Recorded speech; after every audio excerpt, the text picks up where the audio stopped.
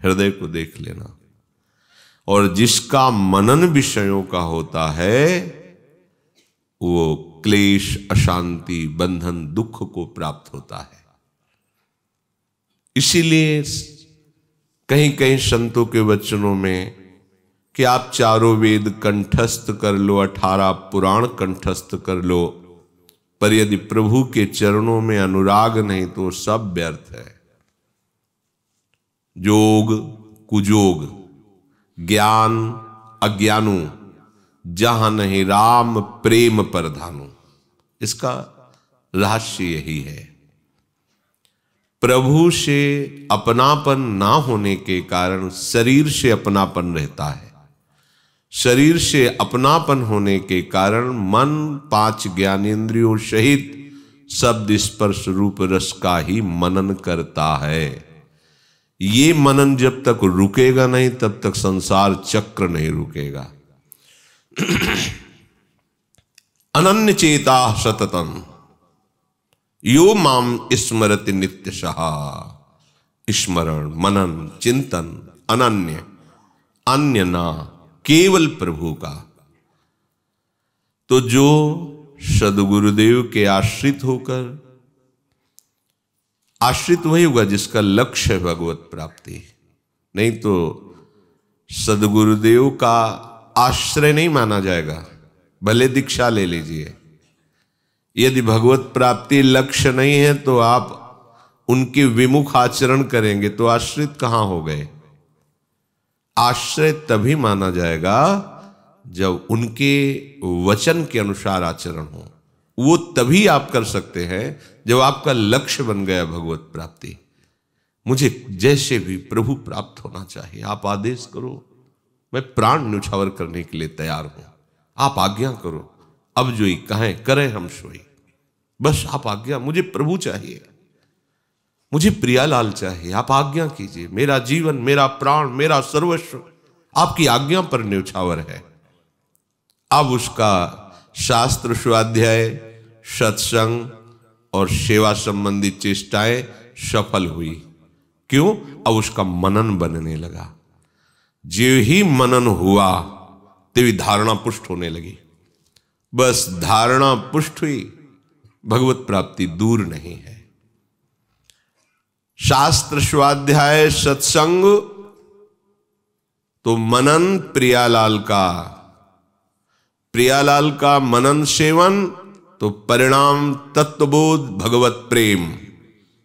शास्त्र स्वाध्याय प्रवचन, मनन विषयों का परिणाम दुख क्लेश बंधन अशांति। बैठा लीजिए, हृदय को देख लीजिए।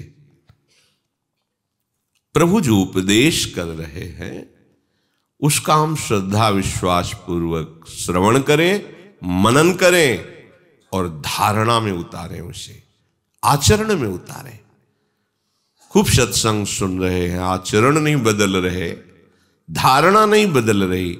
यही धारणा में स्त्रियों में पुरुषों और इंद्रियजन्य भोगों में सुख है, यही धारणा मिटा दो तो जीवन मुक्त हो जाओगे, परमानंद में निमग्न हो जाओगे। भगवान का उपदेश भगवत प्रेम प्राप्ति के लिए, भगवदानंद की प्राप्ति के लिए है। प्रभु कह रहे हैं द्रव्य यज्ञास्तपो यज्ञा योग यज्ञास्तथा परे स्वाध्याय ज्ञान यज्ञाश्च यतयः संसितव्रताः यतयः संसितव्रताः। कल चर्चा हुई थी। जो अहिंसा, सत्य, आस्तेय, ब्रह्मचर्य, अपरिग्रह, इन 5 महाव्रतों का पालन करता है, बहुत बड़ी यज्ञ है। मन वचन कर्म से किसी भी जीव की हिंसा ना होने पावे। सत्य श्री भगवान हैं, उन्हीं का नाम रूप लीला गुण ही हमारे हर इंद्रिय का विषय होना चाहिए। जो ज्ञानेंद्रियां हैं वो केवल हमारे प्रभु से जुड़ी होनी चाहिए, यही सत्य है। व्यवहार काल में इन्हीं सत्य प्रभु को लेकर ही हम जो व्यवहार करेंगे वो सब भगवत सेवा हो जाएगी, भगवत स्वरूप हो जाएगा। किसी की चोरी ना करें। बड़ा विस्तार है इसका चोरी का। किसी की बात को लेकर अपनी छाप लगाकर सम्मान प्राप्त करना, यह भी चोरी है। बहुत तरह से, किसी भी तरह हमारे अहम का पोषण नहीं होना चाहिए। इसी अहम के गलित होने पर भगवत राज्य में प्रवेश होता है। और असावधान उपासक प्रायः हर नाटक वही करता है जिससे अहंकार पुष्ट हो। हमें शरीर निर्वाह की भी चिंता नहीं करनी, वो विश्वम्भर भगवान देखते हैं। पोषण भरन चिंत कराहि, श्री हरिवंश विभो बिलसाहि, श्री वृंदावन की माधुरी। हमें अपनी स्वयं व्यवस्था नहीं करनी। यदि निवृत्ति मार्ग के उपासक हैं तो हमें अपनी स्वयं व्यवस्था नहीं करनी। हमारी शरीर, मन, स्वभाव अब सब कुछ प्रभु के चरणों में समर्पित हो, जैसे चाहे वैसे रखें। पोषण भरन चिंत कराए, श्री हरिवंश विभो बिलसाए, श्री वृंदावन की माधुरी। यदि अपने भी शरीर पोषण के लिए किसी से मांग की तो हमारे यहां निषेध किया गया है। केति का आयु केति की जीवन, काहे विनाशत काज हटकत। कितना तुम्हारा जीवन है, काहे को तुम दूसरे के आगे देखे मैं जोरे हाथ लटकत, हाथ जोड़कर हाथ फैलाना। केति का आयु, कितना जीवन है, क्यों अपने इस परमार्थ के कार्य को नष्ट कर रहे हो मांग करके। प्रभु विश्वम्भर है, सबका भरण पोषण करते हैं, फिर आप उनके दास हैं। कोई प्रयास नहीं, पूरा प्रयास प्रभु के चरणारविंद की प्राप्ति का। अब इस शरीर को कैसे वस्त्र देना है, कैसे भोजन देना है, कैसे रखना है, ये उनकी व्यवस्था है। हमारा उसमें किसी भी तरह का कोई भी राग नहीं होना चाहिए, ये उनकी व्यवस्था है। ये शरणागत है, जैसे चाहे वैसे रखें। तो अपरिग्रह, उपासक को इस बात पर ध्यान देना चाहिए, महाव्रत है, हमें नहीं मांगना, हमें भोग सामग्री का संग्रह नहीं करना। हरि गुरु के आश्रित हैं, जैसा वो विधान करें उसी में हम राजी हैं। तो अपरिग्रह का सवाल ही नहीं होता। और एक और शब्द आता है उपग्रह, बार बार खाना पीना। ये उपासना के योग्य नहीं आचरण है। जो भी मुंह में डाल लिया, ये खाया, कभी ये पिया, कभी। एक नियत समय होना चाहिए पानी भी पीने का। उपासक का ऐसा नहीं होता कि हर समय वो खाता पीता रहता, नहीं। जल पीने का भी उसका समय होता है, बस उसी समय जल की याद आएगी। भोजन पाने का एक समय है, उसे बार बार अगर कुछ प्रसाद मिलता है बार बार उसको रख लेते हैं, अपने समय से पाते हैं। बार बार मुंह अशुद्ध रहेगा, बार बार जिह्वा वस्तुओं का स्वाद लेगी तो नाम का स्वाद कैसे होगा। पूज्य राधा बाबा तो एक बार ही भोजन, एक बार ही जल। बाल्टी में जल आता था, जितने गिलास उतने ही गिलास अंदर डाल लिया, खत्म 24 घंटे। चलो अलग भाव है। अगर आपकी ऐसी सामर्थ्य नहीं तो एक नियत समय होना चाहिए, सुबह इतना पी लिया, दोपहर की इतना, शाम के इतना। जल का एक, भोजन का एक समय। बार बार वो एकदम देखते हैं कोई बोतल एक घूंट, ये दलित दुराए है। उपासक के जीवन में संसारी पुरुषों को होता रहता है, ओ थोड़ा थोड़ा पानी जाना चाहिए। स्वास्थ्य क्या करेंगे ऐसे स्वास्थ्य का, जो बार बार पानी की याद करावे, भोजन की याद करावे, विषयों का चिंतन करावे। नहीं, उपासक की ऐसी ले बोतल, बिस्कुट, नमकीन, हाँ एक बिस्कुट, हाँ। ये ऊपर चिड़िया थोड़ी चुना रहे हो, मन का पोषण थोड़ी करना है, मन को मारना है। ये उपग्रह, बार बार खाना पीना, ये उपासक के लिए बिल्कुल ठीक नहीं। आप भगवत मार्ग के पथिक हो, अपने जीवन को खिलवाड़ में मत फंसाओ। सच्ची मानिए, कई कई दिन गंगा जल से ही जीवन चलाओ। कभी भगवत कृपा से कि भोजन नहीं मिला तो हम ढीले हैं या चेहरा उदास है, कभी नहीं होगा। जब आपका भगवत चिंतन से हृदय परिपक्व रहेगा ना, पुष्ट रहेगा ना, तो मुख प्रसन्न तन तेज विराजा। एक मुख में अद्भुत भागवतिक प्रसन्नता होती उपासक के। ऐसे खिन्न भिन्न छिन्न ये सब क्षणे रुष्टा क्षणे तुष्टा रुष्टा तुष्टा, ये उपासक की गति नहीं होती। यतयः संसित व्रताः, ये महान व्रत है, ये तीक्ष्ण व्रत है। ये कोई भगवत प्राप्ति करने की ठान ली है जिसने, वही ये व्रत रह सकता है। और कुटू सिंघाड़े के आटा वाला व्रत तो सब रह लेंगे। ये व्रत कोई वही उपासक रह सकता है जिसने ठान लिया है जीवित मर जाए उलट आप में समाए। कैसे अमृत में वचन है, जीवित मर जाए उलट आप में समाए। भगवदानंद के लिए व्याकुल हृदय वाला उपासक कुछ अच्छा नहीं लगता।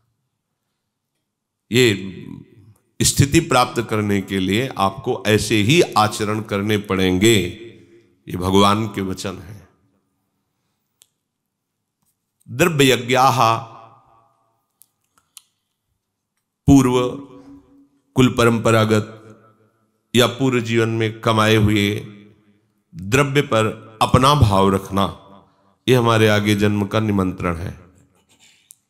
द्रव्य, वस्तु, पदार्थ, धन आदि, ये जीवन प्रभु को अर्पित है, तो हमारे पास प्रभु के सिवा कोई धन नहीं है। जो माना हुआ है उसे प्रभु के चरणों में समर्पित कर दिया है। हमारे पास अगर कोई धन है तो प्रभु है। पूज्य श्री भाई जी महाराज,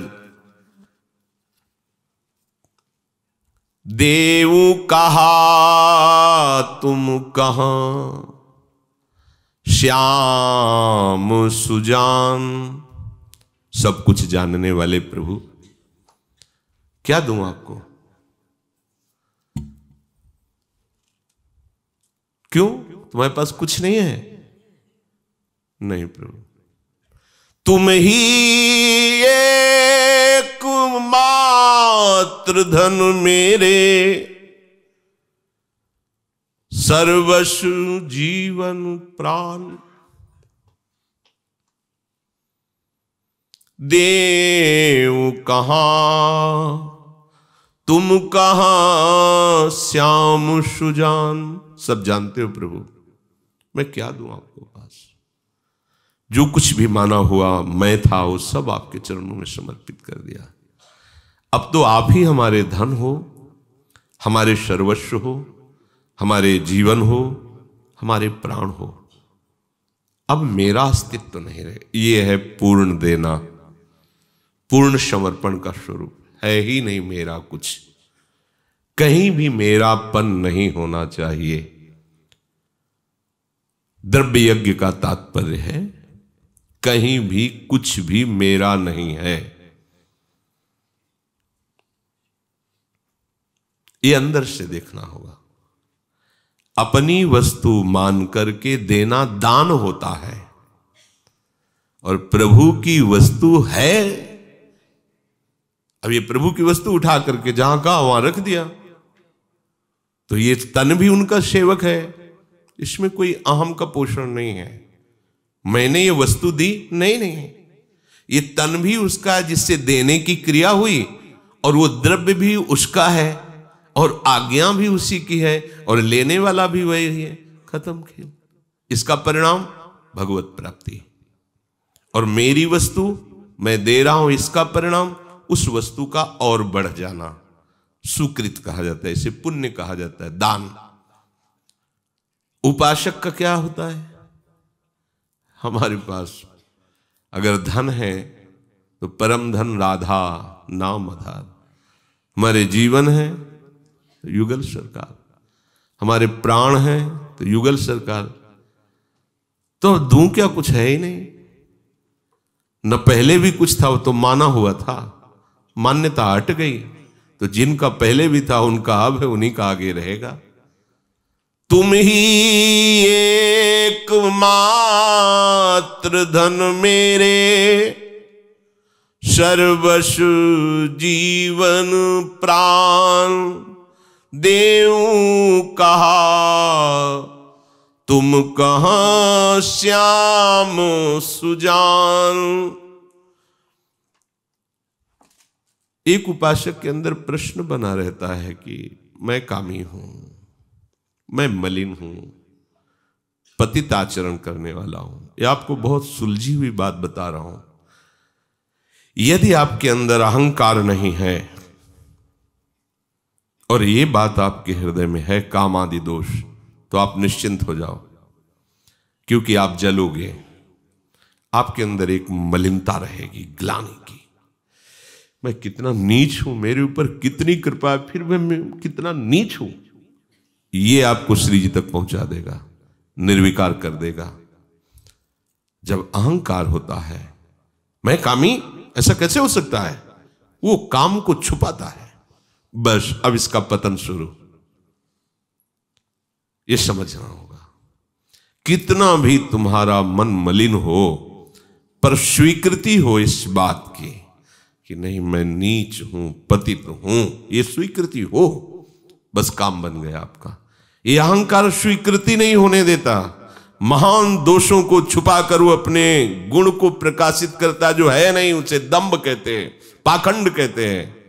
भगवत प्राप्ति क्या, भक्ति नहीं प्राप्त हो पाएगी, साधारण भक्ति नहीं आएगी, शुद्ध भक्ति या प्रेम लक्षणा, ये तो बहुत आगे की बात है। बिन विवेक वैराग्य भक्ति बिन सत्य नए को मानो, भगवद विमुख कपट चतुराई सो पाखंड नहीं जानो। कौन मानता है आचार्य वाणियों को? मनमानी आचरण। बस जैसे सम्मान हो, जैसे पैर पूजें, जैसे लोग हमें मनचाही वस्तुएं दें और हमारा नाम हो जाए, बड़ा ये विष भरा है हृदय में, और इसी का पोषण करने के लिए पूरा जीवन नष्ट कर देता है। हरि गुरु आज्ञा को रौंदता हुआ मनमानी आचरण करता है उपासक। इसलिए सावधान। अगर मन वासनाओं से मलिन है तो चिंता की अब जरूरत नहीं है। ध्यान रखना हमारी बात।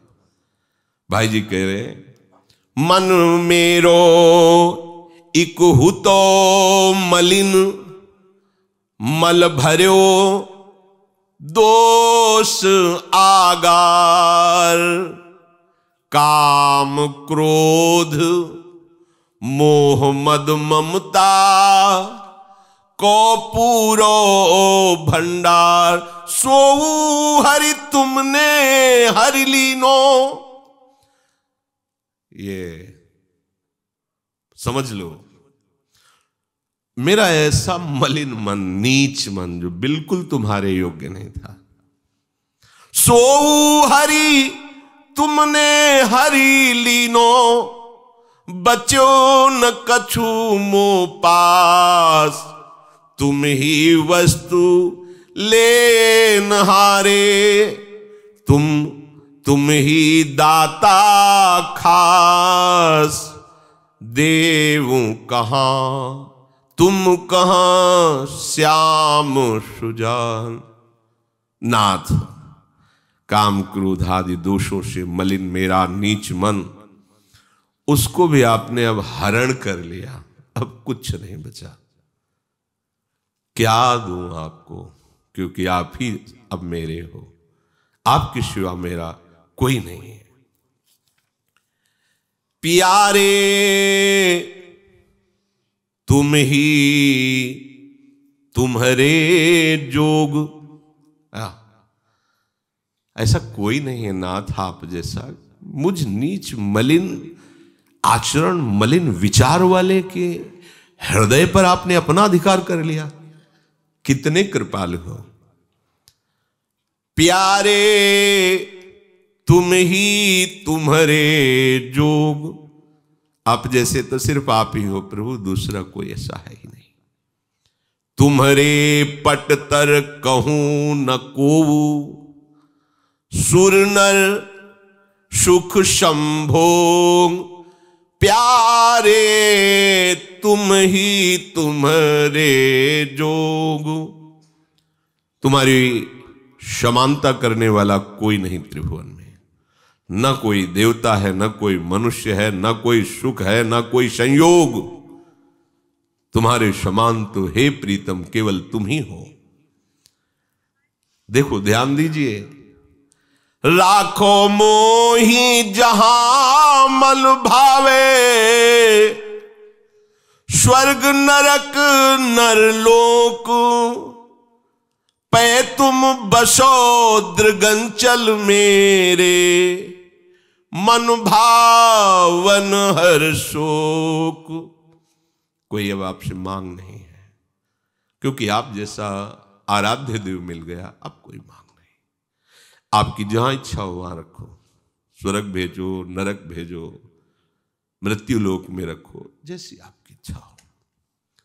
बस आप एक कृपा करते रहना, हमारे नेत्रों से कभी ओझल मत होना। ये खास बात है। हे मन भावन, हे शोक का हरण करने वाले आराध्य देव, जहां चाहो और जैसे चाहो रखो मुझे, कोई इस पर प्रश्न नहीं, पर मेरे नेत्रों से कभी तुम ओझल मत होना। सदैव मेरे नेत्रों के सामने रहना, बस जहां चाहो रख लो।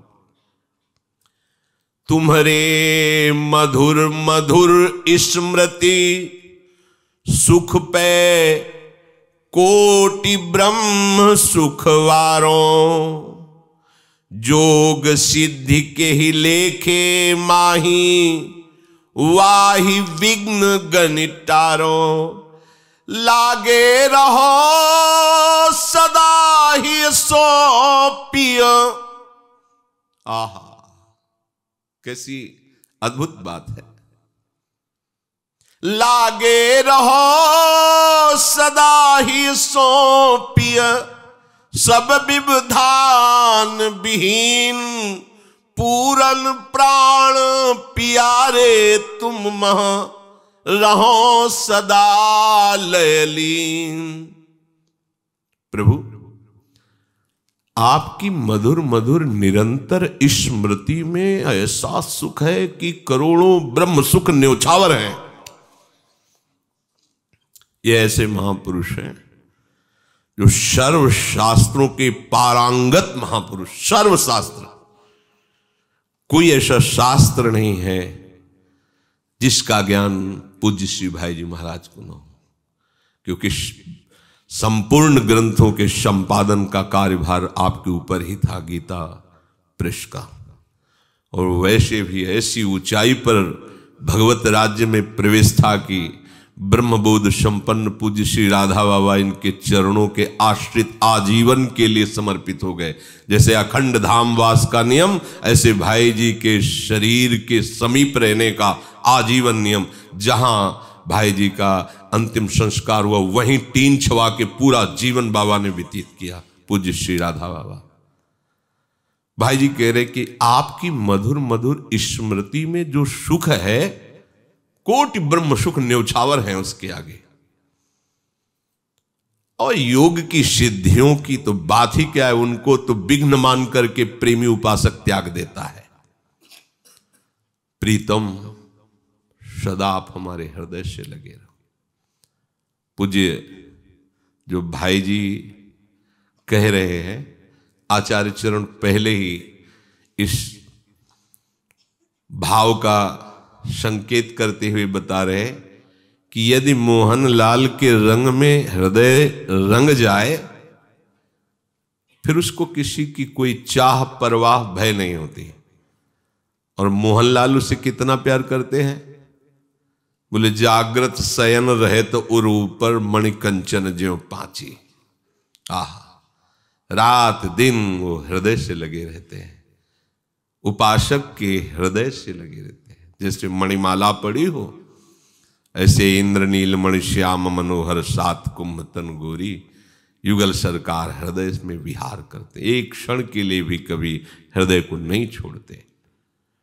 लागे रहो सदा ही सौंपिय, सब विविधान विहीन, पूरन प्राण प्यारे तुम महा, रहो सदा लयलीन।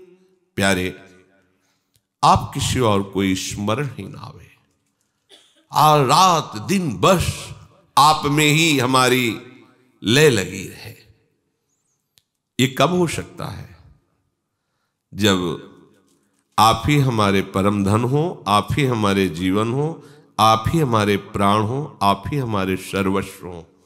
आपके सिवा हमारे पास ना कोई व्यक्ति है, न वस्तु है, न पदार्थ है, न कोई स्थिति है, न कोई और है, न कोई ठौर है। बात समझ लीजिए। इसे कहते हैं भगवत स्वरूप में तन्मयता, केवल प्रभु। तो यहां जो द्रव्य यज्ञ का संकेत है, वो माने हुए जितनी भी पदार्थ वस्तु द्रव्य आदि है, उसकी मान्यता हटाइए, तभी तो प्रभु में मान्यता होगी। जो आंतरिक बल है धन का भी रहता है, अपबल, तपबल और बाहुबल, चौथो बल है दाम। और अगर इन चारों में से एक भी कोई है तो प्रभु के बल का आपको अनुभव नहीं होगा। जो मेरे बल श्री वृंदावन रानी, ये बात नहीं आएगा। शूर किशोर कृपा ते हारे, हार गया, कोई बल उसके पास नहीं है। सब बल हारे को हरि नाम, ये आ गया। सब बलों का महाबल परम धन राधा नाम आधार आ गया। अब हृदय हर समय सदैव इसी स्मृति के महासुख में डूबा रहे। मधुर मधुर स्मरण चल रहा है। और जब ऐसा होगा तो केवल नाम नहीं चलेगा, रूप छाया रहेगा। और जब रूप में आसक्ति हो जाएगी तो लीला स्फुरित हो जाएगी, रूप की सेवा प्रारंभ हो जाएगी, मानसिक सेवा प्रारंभ हो जाएगी। सब बात बन गई। आगे प्रभु कहते हैं तपो यज्ञ, तपस्या रूपी यज्ञ। ये तप अत्यंत अनिवार्य है।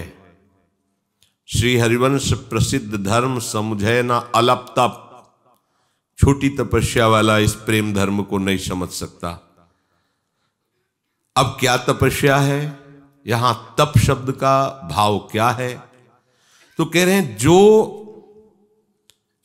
शास्त्र आज्ञा, गुरुदेव की आज्ञा हुई है, उसका पालन करने में जो आपको ताप सहना पड़ता है, अंदर के विकारों को सहना, बाहर की परिस्थितियों को सहना। अब सांसारिक कोई भी व्यक्ति ये पसंद नहीं करेगा कि 2 बजे रात के जग करके और अपनी दिनचर्या करे और 4:15 बजे सत्संग सुने। कोई क्यों पसंद करेगा? वो तो 7-8 बजे तक सोना पसंद करेगा।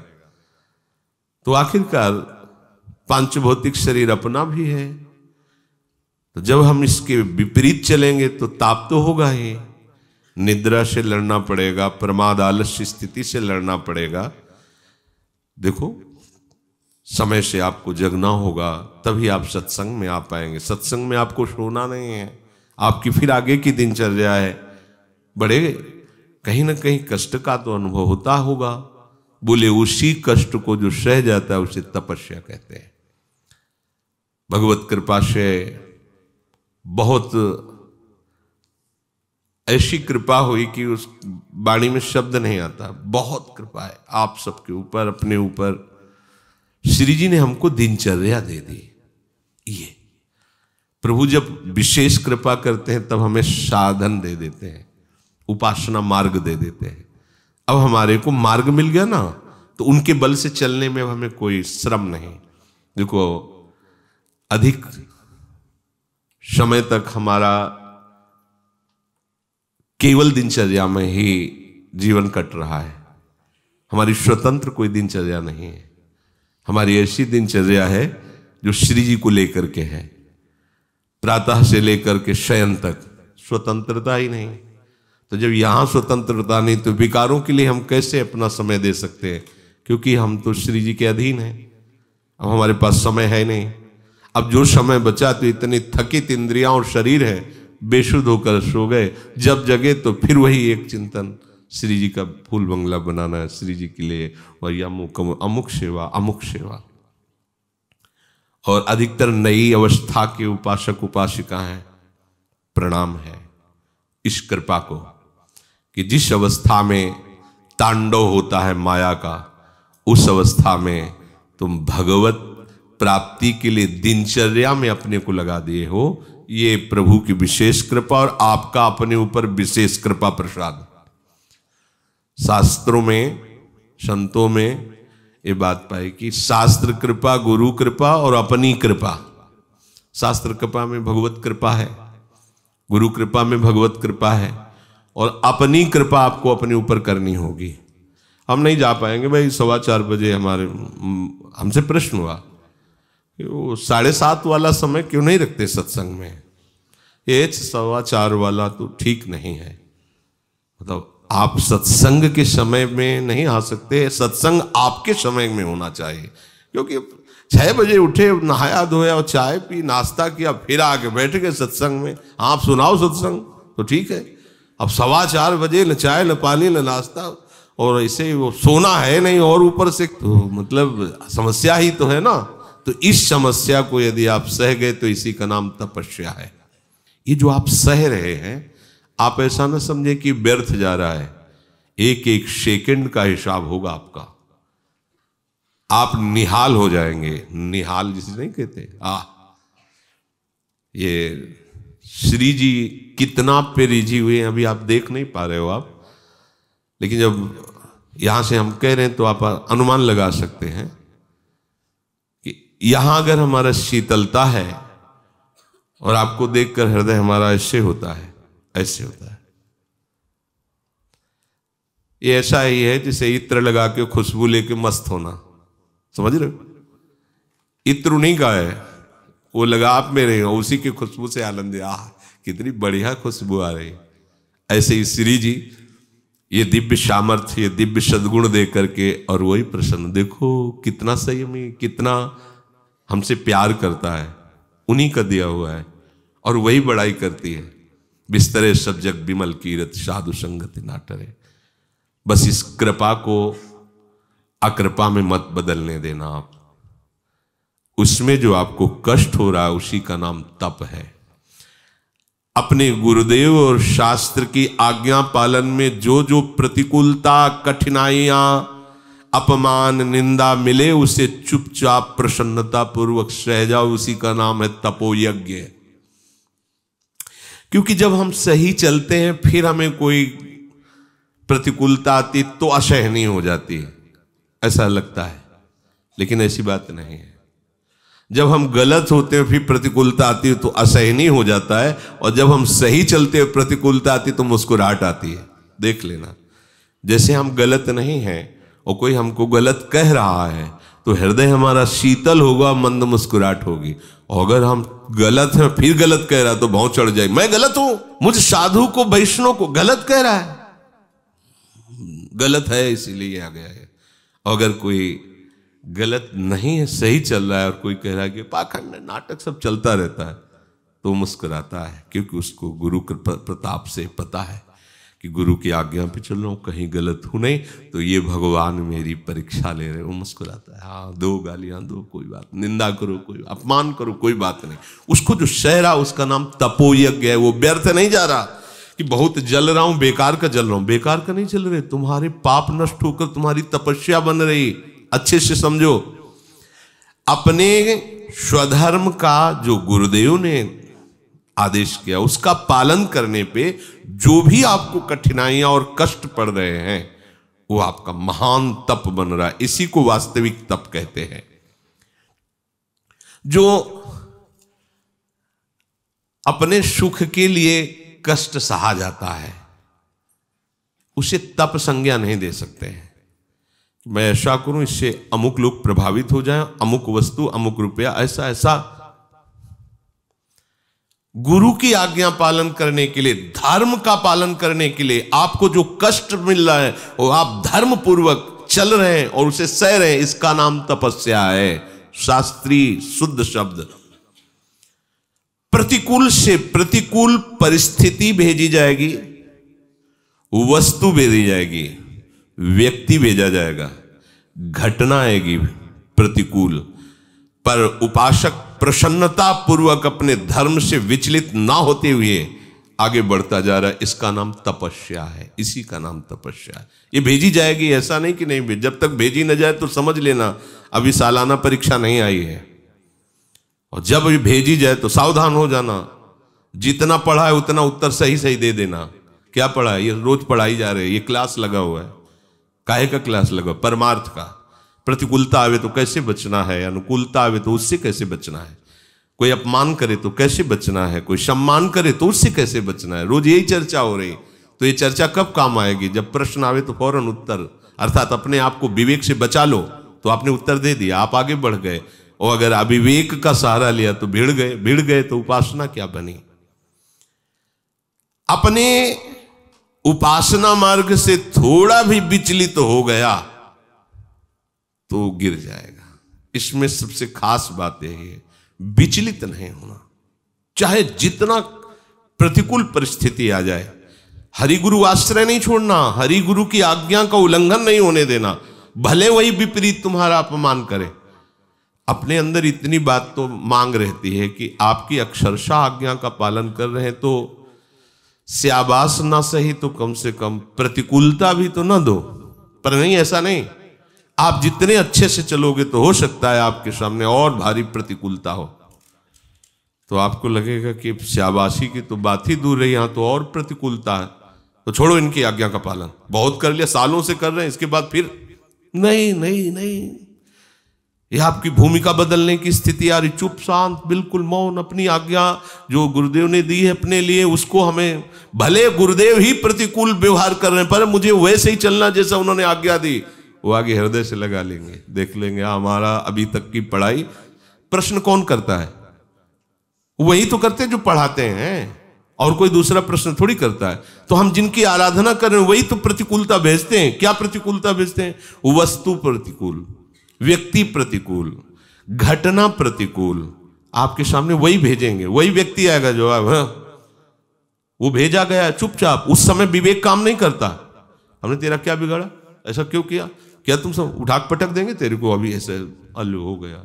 इतनी दिन पढ़े लिखे हो, सत्संग पढ़ रहे हो, तो उठाकर पटकने की बात आई थी क्या कहीं? वो जो सुना उसको तो तुम तो खो दिया। वो प्रयोग करो, अंदर से प्रणाम करते, प्रभु प्रभु करुणा निधान, सामर्थ्य देला। अगर बाहर से प्रतिकूलता दे रहे हो तो देखना हमारा विवेक डगमगा न जाए। नाथ नाथ शांत एकदम निकल जाओगे। साधक प्रसन्नता पूर्वक अपने कर्तव्य पालन पर डटा रहे, पर ऐसा नहीं होता। अनुकूलता में तो चलेगा, प्रतिकूलता में फिर नहीं चलेगा। सालों से आज्ञा पालन कर रहे, मिला क्या? वही अपमान, वही बस प्रतिकूलता। आज तक कभी उन्होंने आदर से नहीं कहा कि स्याबास, नहीं कहेंगे। किसको स्याबास कहें? बल उनका, पदार्थ उनका, कराया उनका, सब कुछ। तो तुम्हें स्याबासी क्यों मिले? तुम्हें क्यों मिले स्याबासी? तुम्हारे अहंकार को तो नष्ट करना है। स्याबासी दे के तुम्हारे रोग को बढ़ाना है क्या? अहंकार को पुष्ट करना है क्या? सच्चा वैद्य कभी कुपथ्य मांगने पर भी रोगी को नहीं देता, ऐसे सच्चे सदगुरुदेव कभी स्याबासी नहीं देते।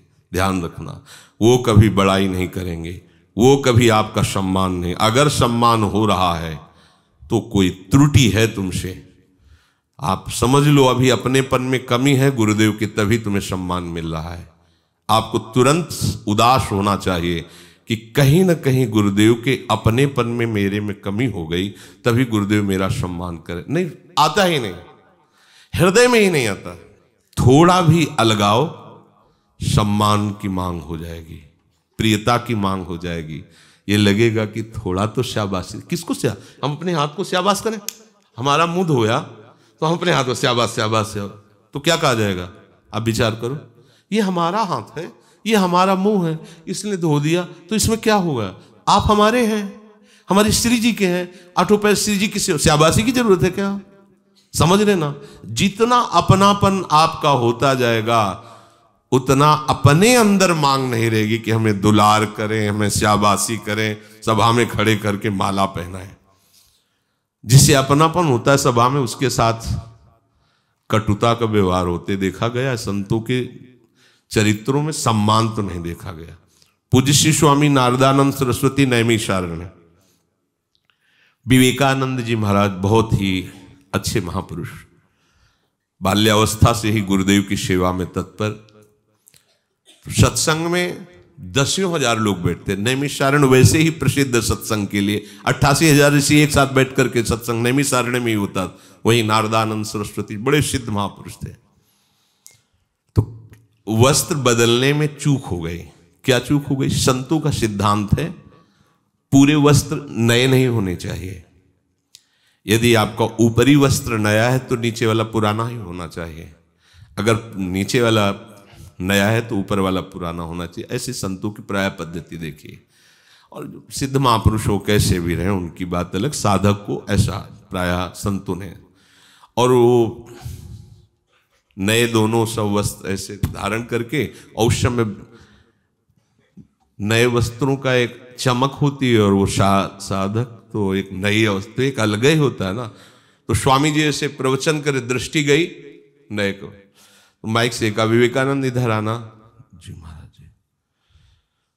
बोले ऐसा कि गोबर जो गौशाले में है ना, उसको एक झबिया में भर के लाओ और यहां खड़े हो जाओ, जब तक सत्संग हो तब तक खड़े रहना। जी कोई प्रश्न नहीं, चल दिए। एक साधक को भेजा, जितना गोबर झबिया में डालना उसमें 2 लोटा पानी डाल के गीला करो जाके, जा। वो तुरंत तो गीला किया, उसमें भर के। यहाँ सत्संग हो रहा है, यहाँ टप टप ऐसे सब पूरे कपड़े ऐसे सत्संग भर में। वही नारदानंद सरस्वती जी की गद्दी पर बैठे विवेकानंद। एक शब्द भी, एक प्रश्न नहीं। जी मान का पोषण गुरुजनों के द्वारा यदि आपका हो रहा है तो मतलब कहीं अपनेपन में कमी है आपके। गुरुपद पंकज सेवा तीसरी भक्ति अमान। गुरु के साथ अमान शब्द का लगा हुआ है कि वहां तुम्हें मान के गुरुदेव से। तो जो आपको प्रतिकूलता मिले उसको प्रसन्नता पूर्वक सह जाना तपस्या है। प्रतिकूलता उसी को बुरी लगती है जिसको अनुकूलता की मांग होती है। और गुरुदेव के सुख की भावना, आराध्य देव के सुख की भावना है, तो अब अनुकूलता की वो मांग थोड़ी है, वो तो तत्सुख भाव है। सुख देवे को चावचित। तो अगर गुरुदेव को हमें कटु व्यवहार करने में अच्छा लग रहा है तो सुखी हो जाए, वो कटु व्यवहार करें, जैसा चाहे वैसा। योग यज्ञास तथा परे। तपी का मतलब समझे, अपने मार्ग में चलने पर जो भी आपको कष्ट मिल रहा है या जो भी विकार सहने में ताप लग रहा है उसको आप सह गए, यही सबसे बड़ी तपस्या है। ये एक यज्ञ हो गई, इससे भगवत प्रसन्नता प्राप्त होगी। योग यज्ञास तथा परे। अंतःकरण का सम रहना योग है। किसी भी परिस्थिति में अंतःकरण विचलित ना होने पावे। विचलित हुए इसकी पहचान, प्रभु का चिंतन छूटा और किसी वस्तु व्यक्ति स्थान का चिंतन होकर जो हर्ष या शोक हो रहा है, अंतःकरण विचलित हो गया। ध्यान दीजिए, शम से नीचे गिर गया। अनुकूल परिस्थिति व्यक्ति वस्तु घटना का चिंतन हुआ, हर्ष हुआ, तो विचलित हो गए आप। प्रतिकूल घटना वस्तु व्यक्ति परिस्थिति का चिंतन हुआ और हृदय शोकित हो गया, आप विचलित हो गए, विकारयुक्त हो गए। हर्ष शोक विकार, क्या? शम। कैसे? चिंतन नहीं छूटना चाहिए। अगर राधा राधा राधा राधा, तो माना कि अभी वो स्थिति नहीं है कि हर्ष शोक स्पर्श न कर पावे, पर हर्ष शोक स्पर्श करते हुए उसे विचलित नहीं माना जाएगा, क्योंकि चिंतन चल रहा है, अनवरत भगवत चिंतन चल रहा है, नाम चिंतन चल रहा है। तो वो जो साइड में वो असत है, वो आगमा पाइनो है, वो अनित्य है, उसका कोई महत्व नहीं। अब वो तुम्हें परास्त नहीं कर पाएगा। पर भगवत चिंतन छूट गया और आप हर्षित शोकित हो गए तो हृदय विचलित हो गया।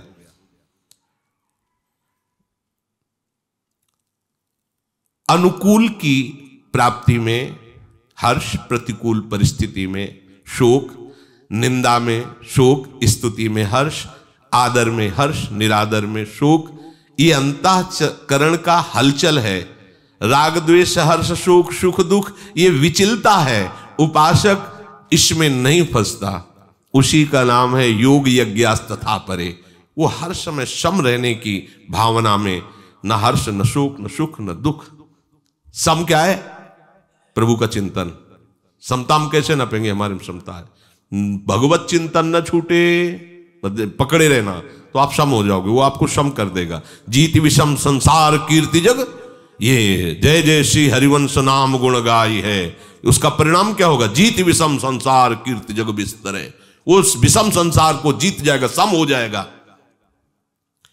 स्वाध्याय ज्ञान यज्ञाः,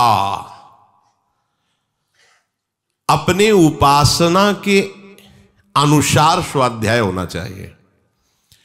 प्रारंभ में जब तक उपासना पद्धति में नहीं प्रवेश हुआ तब तक आप शास्त्रों का स्वाध्याय सब करें, लेकिन जब आपका उपासना मार्ग निश्चित हो जाए फिर नहीं, फिर तो आचार्य और गुरुदेव की आज्ञा के अनुसार ही स्वाध्याय होना चाहिए, नहीं विचलित हो जाओगे, उपासना मार्ग छूट जाएगा, आप जान नहीं पाओगे। क्योंकि शास्त्र में हर मार्ग है और आपका भी परिचय हुआ नहीं सब मार्गों से, तो आप अपनी उपासना के मार्ग का पूर्ण परिचय ना प्राप्त करने के कारण आप किसी भी मार्ग को अपना समझ सकते हैं, आप उस बात को नहीं समझ पाएंगे। जैसे आप कई ऐसे श्लोक हैं जिनका अर्थ ज्ञान परक है, कर्म परक है, योग परक है, पर उन तीनों का, कर्म का, ज्ञान का, योग का, तीनों का परक प्रेम परक ही आएगा। क्यों? क्योंकि अपना मार्ग का परिचय है और भगवत शब्द सबको पुष्ट करने के लिए होते हैं, तो हमको उस मार्ग का परिचय ना जानकर उसे अपने मार्ग की पुष्टता के लिए स्वीकार करना है। इसलिए भगवत रसिक जी ने कहा, प्रथम सुने भागवत भक्त मुख भगवत वाणी, किसी भगवत प्रेमी महात्मा के मुख से भागवत और भगवत गीता सुने। क्यों? क्योंकि इसमें सब मार्गों का वर्णन है, कर्म योग का वर्णन है, ज्ञान योग का वर्णन है और अलग अलग योगों का वर्णन, और हर योग की पूर्णता प्रेम योग है। हम उसे प्रेम शब्दों से, उसे अपने मार्ग की पुष्टता के अनुसार उसे स्वीकार करेंगे। तो जिनको भगवत कृपा से अपने मार्ग में चलना है उनको ये चाहिए कि अन्य ग्रंथों का अवलोकन स्वाध्याय छोड़ दें, अपने आचार्य और अपने मार्ग की, हमें चलना इधर है तो हमें उधर की जानकारी क्या करना है, प्रवचन करता थोड़ी बनना है, हमें तो अपने लाडली लाल को रिझाना है। तो अपने मार्ग की पुष्टता की जो वाणियां हैं, जो ग्रंथ हैं, हमें उनका स्वाध्याय करना है।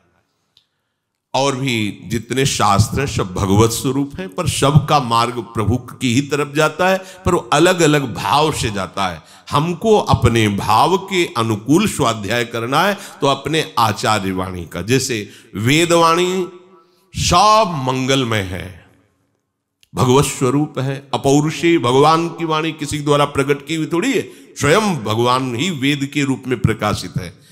लेकिन जब हम वृंदावन प्रेम रस की उपासना में आते हैं तो प्रेम लक्षणा भक्ति का उपदेश देने वाले देवर्षि नारद जी कहते, वेदान्नपि सन्न्यस्ति, वेद का जो त्याग कर देता है वही अखंड अनुराग को प्राप्त होता है। वेदान्नपि सन्न्यस्ति सा अवच्छिन्न अनुरागम लभते। और अपने यहां तो और एकांतिक बात है नवनिभृत निकुंज की, तो अब यहां वेद रसिकन की बानी, अब हमारे स्वाध्याय का विषय क्या है? रसिक महापुरुषों के द्वारा गाई हुई जो प्रियालाल की नित्य के लिए विलास है उसका, ये वाणी हमारे स्वाध्याय का। स्वाध्याय ज्ञान यज्ञाः, ये बहुत बड़ी यज्ञ है। जैसे आप श्रीमद चतुरासी जी, 42 लीला, श्रीमद राधा सुधा निधि, और भी महापुरुषों की, नागरीदास जी, हरिराम व्यास जी, श्री स्वामी हरिदास जी, महापुरुषों की जो वाणियां हैं, ये हमारे स्वाध्याय का विषय, ये हमारी स्वाध्याय यज्ञ है।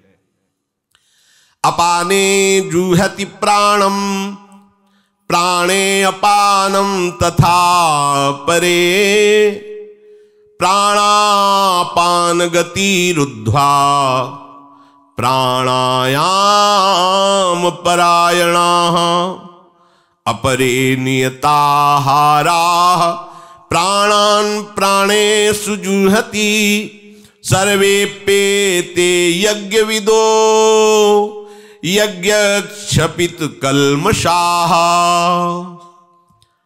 और दूसरे उपासक ऐसे हैं कितने जो प्राणायाम के परायण रहते हैं।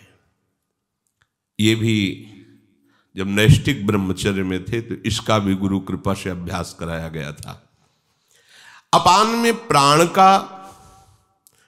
का अपान गति रोक करके फिर प्राण में अपान का हवन करते हुए ये प्राणा अपान गति रुद्ध्वा प्राणायाम परायण, ये प्राणायाम यज्ञ है। इसमें प्राण सूक्ष्म होते हैं।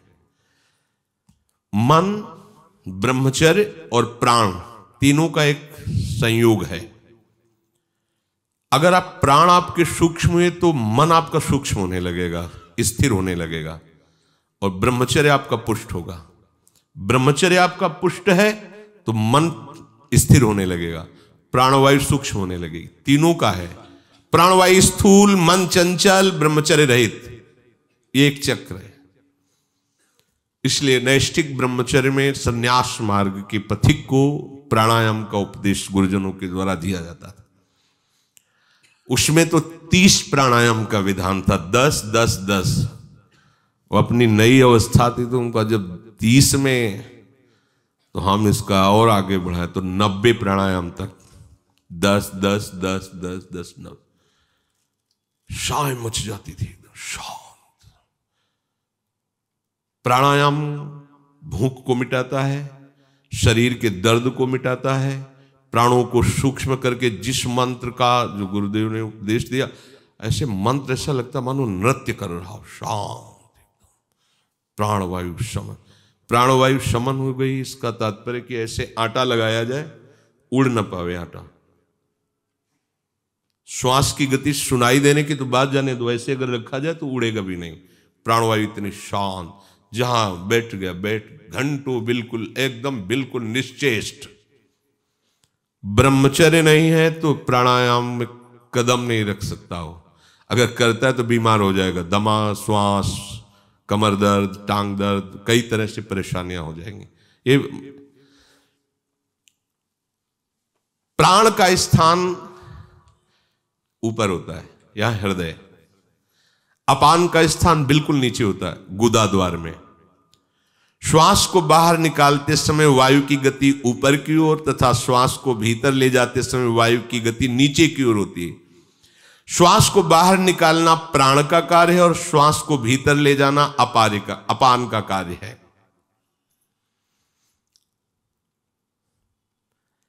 बाहर की वायु को बाईं नासिका चंद्र नाड़ी के द्वारा भीतर ले जाते हैं।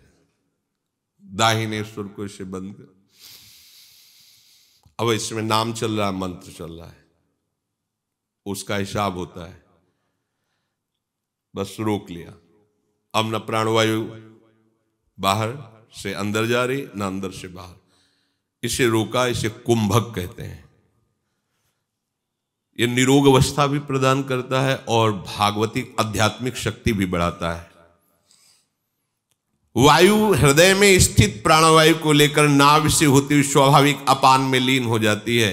ये खींच, इसे पूरक कहते हैं। फिर प्राणवायु अपान वायु दोनों गतियों को रोक देना कुंभक कहते हैं, और फिर उसके विपरीत नासिका से छोड़ना उसे रेचक कहते हैं। पूरक, कुंभक, रेचक, रेचक, कुंभक, पूरक, ऐसे क्रम चलता रहता है। प्राणवायु सूक्ष्म, ऐसा नहीं सब आनंद का विषय है, पर कभी कोई भूल से भी इसे शुरुआत मत करना, क्योंकि इसके बहुत से नियम हैं और ये किसी प्राणायाम परायण योगी के समीप ही अब इसका अभ्यास किया जा सकता है। जैसे आपने आधा घंटा प्राणवायु का संशोधन किया, पद्मासन में बैठे, ये साधारण आसनों में नहीं होता है। जैसे लोग पुष्पस करते हैं वो अलग चीज है। सिद्धासन या पद्मासन, मेरुदंड एकदम से, ये कोई साधारण बातें नहीं। आप आसन से उठे और पानी पी लिया, अब आप बिगड़ जाएगी प्राणवायु। हिचकी आना, गैस बनना, बहुत तरह से वायु रोग बढ़ जाना, बहुत, ये सबकी गति की बात नहीं है। ये तो केवल प्रसंग आया तो उसे सुन लीजिए। तो जो इस तरह से पूरक, कुंभक, रेचक ऐसे करते हैं तो प्राणायाम परायण, वो प्राणायाम रूपी यज्ञ करते हैं। तो इसका भक्ति में क्या स्वरूप है? हम सीधे प्राणवायु की तरफ केवल बात करते हैं। प्राण, अपान, व्यान, उदान, समान सब तुम्हारे पवित्र और सूक्ष्म हो जाएंगे। आराम से बैठ गए, जैसे भी कुर्सी में बैठ जाओ, सोफा में बैठ जाओ, जमीन में बैठ जाओ, जैसी तुम्हारी हालत हो शरीर की, बस आप ध्यान दो कि आपका नाम कितना चल रहा है। आराम से श्वास, कोई पकड़ने पकड़ने की जरूरत नहीं, ये जरूर करना चाहिए। ये इसका हम आदर करते हैं। ऊपर की श्वास खींच रहे, मतलब अंदर वायु भर रहे, तो कितने नाम लिए, अधिक से अधिक और लो। यदि जवान शरीर नहीं है तो आगे वाली बात मत करना। अगर जवान शरीर है, स्वस्थ हैं आप, आपके यंत्र ठीक है, किडनी ठीक है, लीवर ठीक है, दिल ठीक है, तो क्या, बस आराम से रोक। फिर कितने नाम जप किए, फिर आराम से छोड़ दो, पकड़ने की कोई जरूरत नहीं। अपने आप प्राणवायु आपकी शुद्ध हो जाएगी। अगर आपके शरीर में कोई भी विकार है तो आप खींच सकते हैं और आराम से छोड़ सकते हैं, रोकिएगा नहीं। ये तो कर सकते हैं, कोई भी कर सकते हैं। इसमें अपने भजन की भी वृद्धि होगी और शरीर भी स्वस्थ रहेगा। पकड़ने की जरूरत नहीं, फुसफस करने की जरूरत नहीं। जितने नाम जप सके खींच लिए, फिर छोड़ दिए, आराम से नाम जप करते हुए आप 10 मिनट ऐसे 20 मिनट अभ्यास करें, देखें आपको कितना आनंद आएगा। देख लो, मन आपका शांत हो जाएगा। आप देख लेना, ये अनुभव की बात कहते हैं। देख लेना, आपका मन शांत होने लगेगा। जैसे वायु छोड़ी, रोक लिया, ये बाह्य कुंभक है, बिल्कुल वायु अंदर नहीं, बाहर। अब रोक लिया, देखो एकदम प्राण व्याकुल होंगे, वो आपको स्वस्थ करेंगे, आपके अंदर के विकार को नष्ट करेंगे। फिर जोर से, अब फिर रोक लिया, शरीर स्वस्थ रहेगा और भजन में मन लगेगा पक्का। ये तो अनुभव की बात कहते हैं आपको, पक्का बहुत आनंद आता है। अगर शरीर आपके सिस्टम ठीक नहीं है तो राधा राधा राधा राधा राधा राधा राधा सब ठीक हो जाएगा, सब सूक्ष्म हो जाएगा। जब भाव बढ़ता है ना तो शरीर की शुद्धि नहीं रहती भैया, शरीर की शुद्धि, दिमाग काम करना बंद कर देता है। कौन देखे कि कौन सा प्राणापान व्यान समान उदान सब चले जाते हैं, राधा राधा राधा राधा। पर यदि शरीर ठीक है और आपको ब्रह्मचर्य बहुत समय तक संभाल के रखना है तो थोड़ा आसनों पे बैठकर ऐसा करें तो कोई निषेध नहीं, क्योंकि उस समय हमारा भगवत चिंतन चल रहा है। अपरे नियताहारा प्राणान प्राणेश जीवयति। इसमें कह रहे कि कुछ साधक आहार रूपी यज्ञ करते हैं, नियमित आहार। ये प्राणों का प्राणों में हवन है। ना अधिक भोजन करने वाले को उपासना मार्ग परिपक्व होता है, ना बहुत कम करने वाले को, ध्यान दीजिए, न बिल्कुल भोजन न करने वाले को। यज्ञ उसकी तभी मानी जाएगी जब उचित युक्ताहार विहार, उचित भोजन। अब कुछ उपासक हैं, मतलब ऐसे हैं कि समझ ही नहीं पाते भाव को। अब जैसे पूछा आप शाम के बाद जो नहीं पाते तो कोई बात नहीं, नमक रोटी पालो 2 रोटी, और वो केवल नमक रोटी पाते हैं, सूख के ऐसे हो। हम कब क्या बात बोले, आपने कहा था नमक रोटी के। भाई समझो, अगर सब्जी नहीं जाएगी उधर में तो पेट नहीं साफ होगा, आप परेशान हो। हमारी बात को समझो, नमक रोटी को मतलब सहज में ऐसे ही, अब वो केवल नमक रोटी, मिर्च रोटी तो केवल मिर्च रोटी, अरे समझो, मतलब बात को समझो। या तो एकदम फिर पिज्जा बर्गर में उतर जाएगा, फिर एकदम नमक, ऐसे नहीं। उचित युक्ताहार विहार से ये उपासना अधिक भोजन करने वाले या बहुत कम भोजन करने वाले या बिल्कुल न भोजन करने वाले की बात नहीं कही जा रही, इसमें उचित भोजन की बात कही जा रही। देखो ये शरीर आप नहीं है। अगर आप शरीर मान करके नमक रोटी भी पाए तो उतना ही बंधन है जितना विषयों के सेवन से। मान लीजिए भाई पेट्रोल डीजल बड़ा महंगा है तो पानी डाल के कार चला लेते हैं, चलेगी? नहीं चलेगी, उसमें वही चाहिए। ये गाड़ी है, ये पांच भौतिक गाड़ी है, इसको अन्न भी चाहिए, जरूरत पड़ने पर घी भी चाहिए, दूध भी चाहिए, फल भी चाहिए, कई तरह की प्रोटीन विटामिन जब इस शरीर में जाती तब वो चलता है। अच्छा, आप ब्रह्मचर्य हैं, स्वस्थ हैं, आपको किसी भी और विटामिन की आवश्यकता नहीं लग रही तो आप कम से कम जो पदार्थ विटामिन रही तो उनसे आप घिया की सब्जी, मूंग की दाल, 4 रोटी 5 रोटी पाली, हो गया। अब इतने से तो जीवन चल, अब जरूरत है कि हमें कमजोरी में दूध ले लीजिए, नहीं लग रहा मत लीजिए। आप नहीं ले रहे हैं, आपको शरीर चलाना है, तो इसको जो आवश्यक, मान लो उसको जरूरत, अब कमजोरी आ रही है, आपका भजन में मन नहीं लग, थोड़ा दूध ले लीजिए, थोड़ा घी ले लीजिए। यदि प्रारब्धवशात उपस्थित है तो प्रभु ऐसी व्यवस्था कर देते हैं। तो उसमें ये नहीं कि मैं ये नहीं, अगर आपकी कोई मांग है या आप उसके लिए ना, तो दोनों बातें ठीक नहीं है भगवत मार्ग में। जो आवश्यकता शरीर को है प्रभु दे रहे हैं, तो उसको शरीर को देना है, आपकी स्वीकृति थोड़ी उसमें। आप शरीर हैं क्या, और आप शरीर मान करके हवा पी के रहो तो भी आप वो ऐसे ही बंधन में हो, बात समझना है। इस हवन का तात्पर्य है कि जो युक्त आहार है उपासना से, वो आवश्यकता भर करना ही चाहिए। आप नहीं करोगे तो सेवा में अरुचि हो जाएगी, भजन में अरुचि हो जाएगी, ऐसा देखा गया है। यदि प्राण सूक्ष्म है और आपका बहुत बढ़िया अभ्यास है, तो भी जब भूख व्याकुल करेगी तो भगवत चिंतन छूटने लगता है।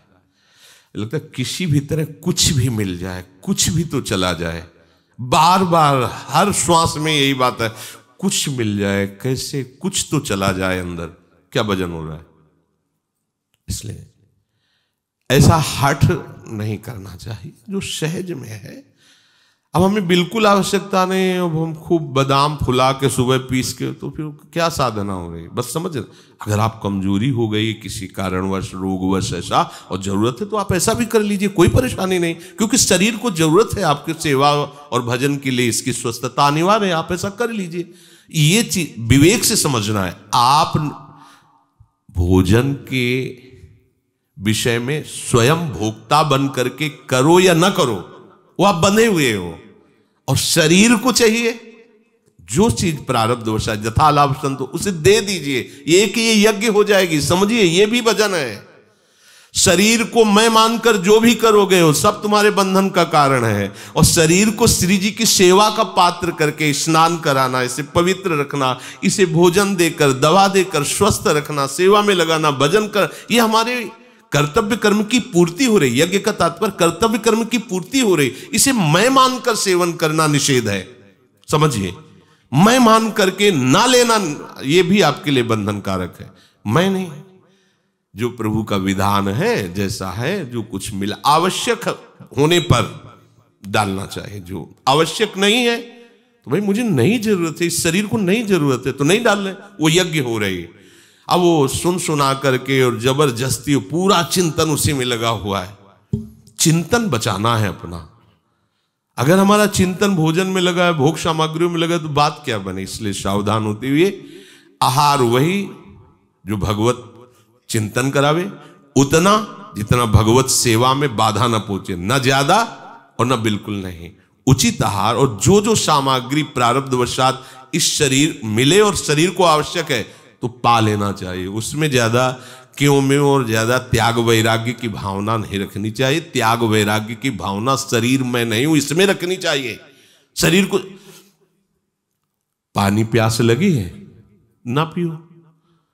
अब जैसे वो कभी वो होता था ना कि वो पीछे के उपास के 9 दिन, अब आज दिन में कई बार गिनते थे, मंगल निकल गया, शनिवार तो इतवार की शाम को पीने को मिलेगा। अब सारा चिंतन पानी का, न किसी का आराध्य देव का, और 2 दिन रह गए हैं। क्या हो रहा है? केवल अहंकार का पोषण हो कि 9 दिन हमने निर्जला रहकर 9 दुर्गा उपासे रहे। पीछे भैया पानी डाल लो, खूब मंत्र जपो, खूब आनंदित होकर प्रिया प्रीतम अपने आराध्य देव को रिझाओ।